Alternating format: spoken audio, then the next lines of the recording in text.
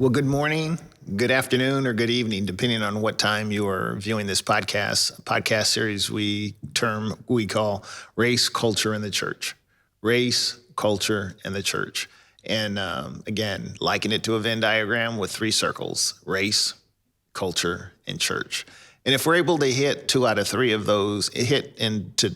those areas, then we will have done a great job. If we hit all 3, we ought to play the lottery. So that is this podcast series, and I invite you to, if you're new to this, to go all the way back to the week after when we first started, the week after the murder of George Floyd. And we felt compelled to enter into this podcast space to speak on these issues of race, culture, and church. So I am pleased, I am honored to have back in this space for the second time the director of all things health for Sacramento County, Dr. Olivia Kasirye. Doctor, welcome back. Thank you, Pastor Max. Thank you so much for having me. It is an honor. It is an absolute honor. I've said it before. This may have been the third time now. I think about this, but whatever the number, the last time you were here, I remember distinctly just thanking you. I get emotional even thinking about it, but thanking you as a person, not your department, just thanking you for what you have done. For me, for our community, both community at large, African-American community, Hispanic community. I just want to say thank you for all that you have done and where you have put yourself. I don't say at physical peril, but I'm sure you've got more than one nasty letter, more than one nasty call, but even more than that, you put yourself in a position of absolute invulnerability. You put yourself above everything else. And for that, I just say thank you. Thank you so very much. Thank you. It's indeed been 3 very eventful years. Nothing that any of us could have imagined 3 years ago, but here we are.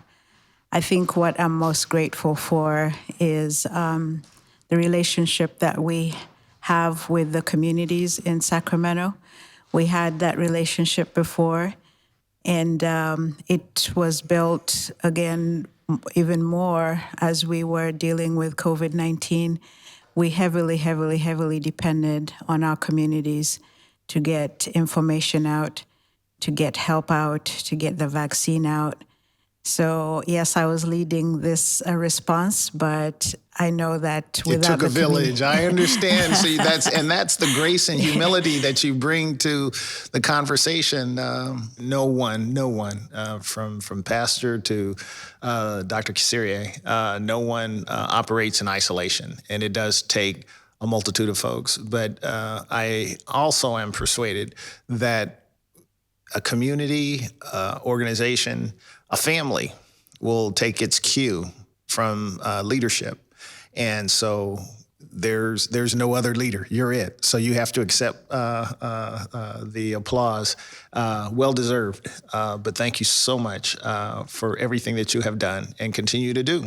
It's some folks will just kind of, to use a football metaphor, spike the ball and walk off the field. It's like, I got the touchdown. I'm done. I'm out of here.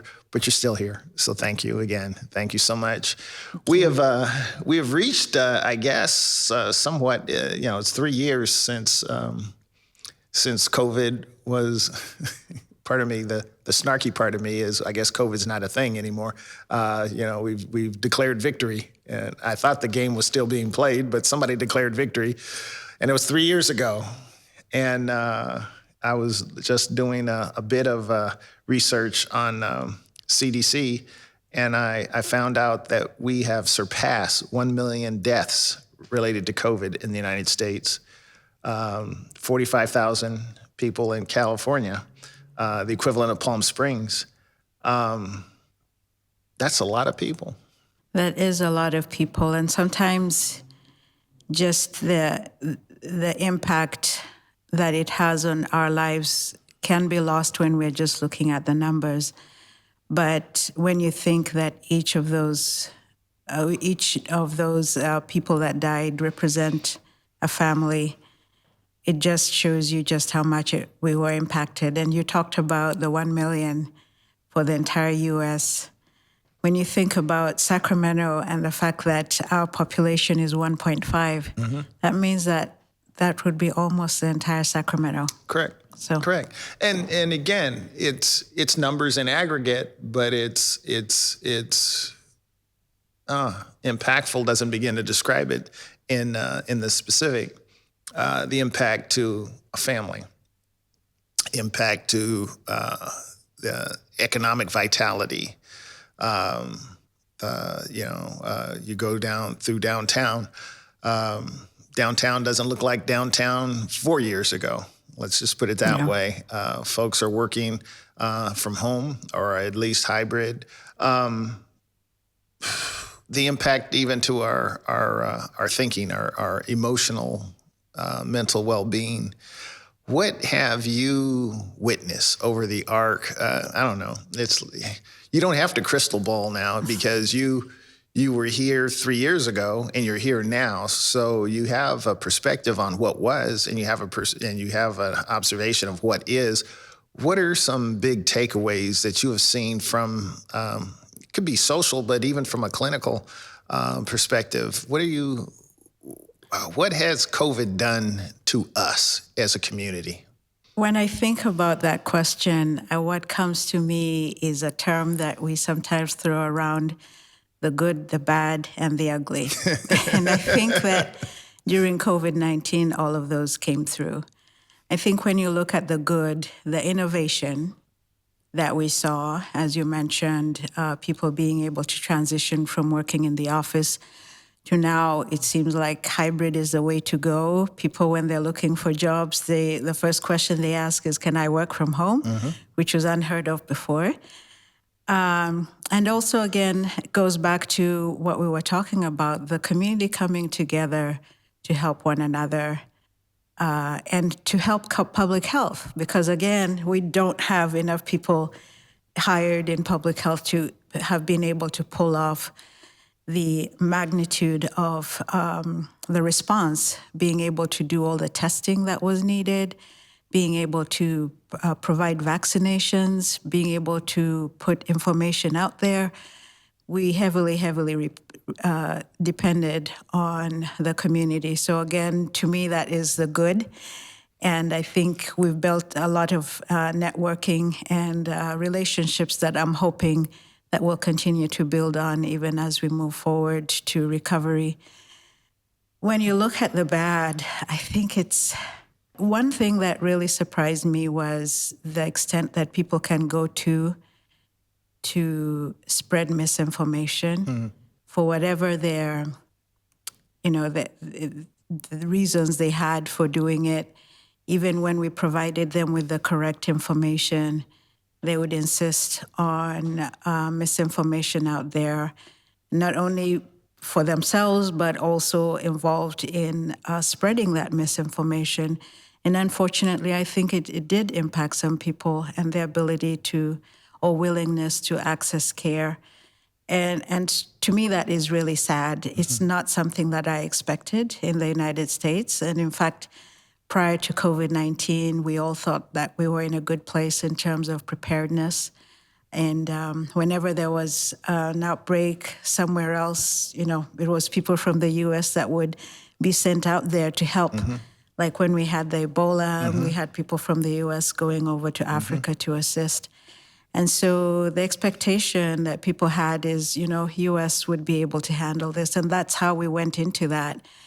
And so very shocked when we started giving information out and we were met with people who were even denying the existence of the virus, even with all the results we had, were questioning the results that we were giving and accusing us of making up numbers. And I'm like, what? To what end? Why would you? Why would I do that? Yeah. And then with the ugly, I think it's, again, the devastation that I saw in people's lives, those that lost loved ones, especially at the beginning when we were seeing the first people that were impacted, we used to get to hear more about the stories. And some of those will stay with me forever, knowing just how much people's lives were impacted. And also, again, the families that were left behind. Some of them, like we were told about an older couple, and both of them got COVID. They both got hospitalized. The wife died in the hospital. The husband comes home on a vent. And I remember the ambulance calling us and saying, we don't know what to do for him. He's going home by himself, has no family nearby.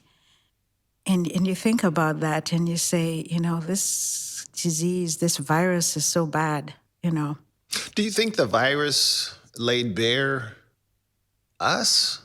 Or did it, I guess one way to look at it is the virus revealed what was societally,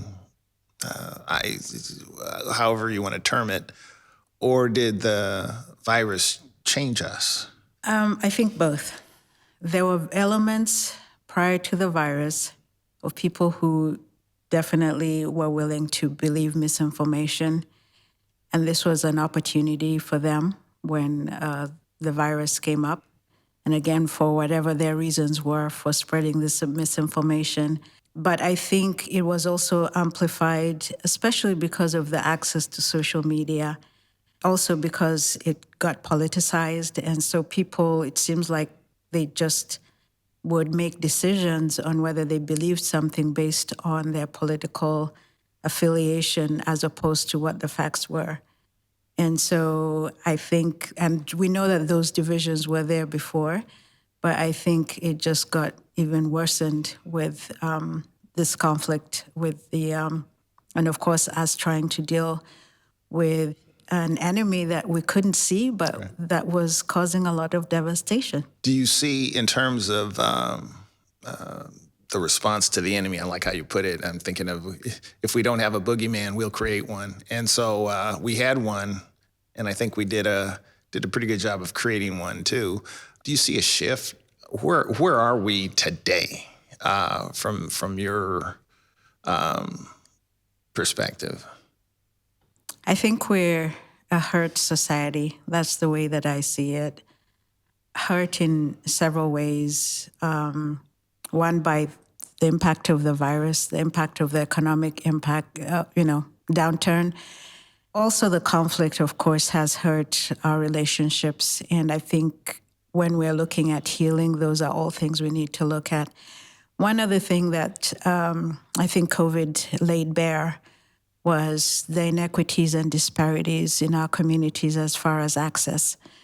Because, and I'll give you an example of something that we created ourselves. Please. When the vaccine was first made available, of course, there wasn't enough to have everybody have equal opportunity. And so the government made decisions as to prioritizing who should get it first. And those priorities were based on occupation. And they were looking, of course, at who would be exposed the most. And so, of course, we started with healthcare, then teachers, then law enforcement. Well, guess what?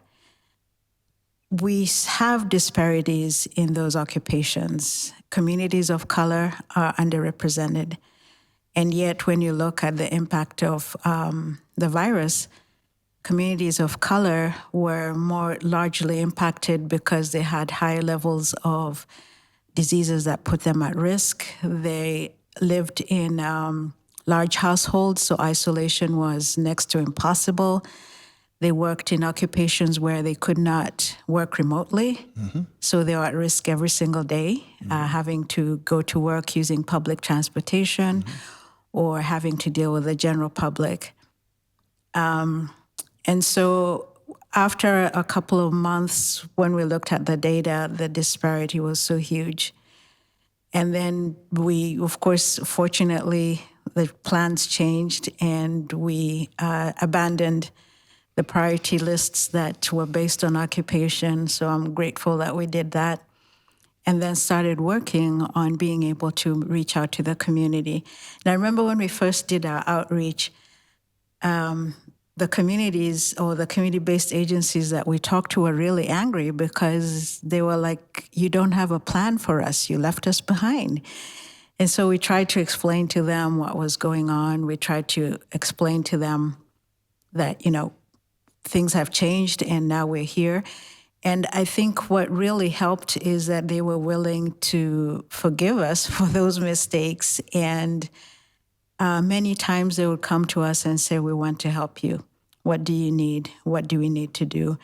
And I'm very grateful for those. I know I've said it several times, but again, I'm very grateful for you. I can't think of a more effective or appropriate.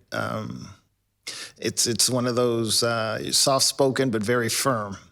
And very determined. Though you bring a lot of attributes to your position and to the challenge at the time. What you don't want is someone running around screaming, "The house is on fire!" But you want someone that knows where we're going. And Doctor, you provided that leadership at a very critical time. To your point, too, I've said it in this space and previous podcasts, especially with former council member Jay Chenier. It was on Valentine's Day in 2020, and I saw on the news the mass vaccinations that were going on at Cal Expo, and so I text Council Member Chenier. I text him that sitting on my couch. I said, "Okay, Council Member, I see these mass vaccinations going on at Cal Expo. What's going on in Oak Park?" Period. He shot back. He said, "Nothing to my knowledge. Let me get back to you." He called me back the next day, so it'd be February 15th. And that Friday, that was on a Sunday, so on that Friday, in this space that we're recording now, clinicians and administrators from UC Davis Health came in and spoke to me and discussed what could we do in the 95817 and the 95820. And that was we raised our hand. We happened to be the first organization in Oak Park to open the doors to vaccination. Obviously, very shortly thereafter, everyone else was saying, well, we want to do that. Yes, we all want to do this. It needs to be done. Somebody's got to be the first. Somebody's got to have to see the situation and say, that's not right, or we need to do something about it. I'm happy that we stepped into that space, but if it weren't for the leadership from the county and what you all provided, the guidance, I don't think I'm going out on a limb. Many of us wouldn't be here physically if it weren't for the steady hand that you provided. So again, Doctor, you take a victory lap or whatever is appropriate. You mentioned the disproportionate impact to the Hispanic and African American communities. Is that a gift that's still giving? Where the impacts are we seeing those lived out 2023? We're still seeing them because I don't think that we've dealt with the root cause in terms of some of the factors that are leading to that disparity. And I can say it here that I think a large part of that is institutional racism in the way that our systems are set up, where certain communities have more access than others to services and to opportunities. And we need to look at that. We need to change that. You mentioned actually about the fact that we had when the vaccinations were at Cal Expo, it was a drive-through. You had to have a laptop in order to be able to schedule an appointment. Everything was in English. So it looks like everything that we did. You pre-selected your audience. Right. And of course we look at that and we're like, we should never do that again. We should have started up with the communities that we knew where the disparities were and made sure that they got the vaccine first. And again, of course, when the decisions were being made, I don't think they were looking at it that way. They were just seeing, hey, the easiest is to do it by occupation. And so I think in looking at, as we move forward, we need to look at some of the policies and the ways that we provide care. And why is it that certain communities do not feel comfortable coming forward for care? Why is there that lack of trust? And how do we build that? And one way that I feel that has really worked for us is by actually empowering the community. Because as I mentioned, when we started out with the outreach, we knew that we were not going to be able to go door to door. But the community-based agencies, people from the community, they came together and they were going door to door and they were calling on people and getting them out. And so I think that's a lesson to us in how we need to provide services, is to engage the community, to be able to empower them to actually come up with the solutions for the problems that they have, instead of us just coming and saying, okay, this is what we think is the right thing to do. What would you, I'm not asking you to be an expert on things going on in Oak Park, but from be it Oak Park, Meadowview, Del Paso Heights, any communities that tend to be on the lower end of the economic and social scales, what are some of the tangible things you would suggest? Dr. Kasirye is God for the day. What would you say? Okay, we need to do this, and this in these communities. Well, I think some things that we need to do, one is to reinvest in those communities. And of course, that's not in my control. But you're God for the day. Yes. So you can do that. So yes. Yeah. I think reinvesting in those communities is important, but also making sure that we are able to help the individuals in those communities to be able to continue living there. Because what comes to mind is some of the gentrification that has occurred, where we've improved the community but made it impossible for people to continue living there. Correct. So they're pushed out. Correct. We need to be able to improve it along with them so that they're able to stay there. And one thing I'm convinced about is the importance of education. I think one thing that makes me sad is when I look at our statistics and see that, especially for young men, when they get to middle school, high school, they lose interest in education and they get left behind. And of course, that comes with a lot of additional opportunities lost. And it impacts where they're going to be in their lives. And I don't know, but maybe it's also my upbringing, because when I was growing up, our parents emphasized the importance of education and the fact that it can help you to go places. And of course, part of the reason I'm here all the way from Africa is because of my education. And so I think that in a lot of ways, it's a ticket for people to get out of poverty, to open their eyes to opportunities that are outside of their immediate sphere. And it also helps them to think more about their future and not be so fatalistic. Mm-hmm. It makes me sad when you hear young boys saying, I think there was an interview where a child was asked, what do you want to be when you grow up? And his answer was alive. That's sad. Wow. Wow. That's sad. That's a pretty low bar to have to, aspire to. I just want to live. You mentioned two things. So you mentioned economic vitality or improvement and education, but nowhere along the line did you mention. So are healthier outcomes a natural follow-on with those two? In a lot of ways, they are, because when you look at communities that are are more advanced and have all of the resources, when you look at the health outcomes, they're much better. And part of that, of course, is that health access comes along with the job, comes along with education.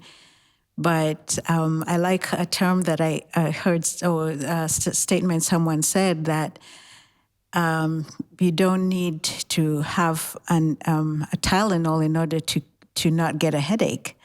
So I think that providing a healthy environment helps people to maintain their health. The healthcare system, the way that we have it set right now, is we wait until people get sick. Reactive. Right. But we need to focus more on keeping people healthy. And a lot of that depends on the environment and the choices and opportunities we give them. Well, you would have to be God for the day, because you would upend the whole social and economic apparatus. In terms of, okay, I will deal with your flat tire, but I'm not going to give you the improved road so you don't get a flat tire. Exactly. But I'll sell you a new tire. That is to be quite honest, I didn't expect the doctor to give me that answer, but I appreciate it, because you are very, I'll say prescient, but you're looking at it in a preventative way. I guess I'm thinking about that preventative health. Then it's like, yeah, you want to do that. You don't want to just deal with treatment, deal with the root cause. What's causing these things and these outcomes? And that's one of the things I like about being in public health, is that you don't look at just the immediate. You look at, why is this child in this situation? And what is it in the environment that is bringing this child to where they're at, and being able to deal with those factors so that you set the child on a much better path. And I know it's a huge lift, but I think we need to continue trying, because basically that's why we're here. And also, when you look at the church, I think that's the part that the church plays, is in trying to get people to be better. It's one of those, answer my own question. It's like, well, what's the alternative? Right. Exactly. What is the alternative? Exactly. So doctors I'm always pushed up against time. Where are we going? Where do you see, I won't even say health. It's just from Dr. Kasirye's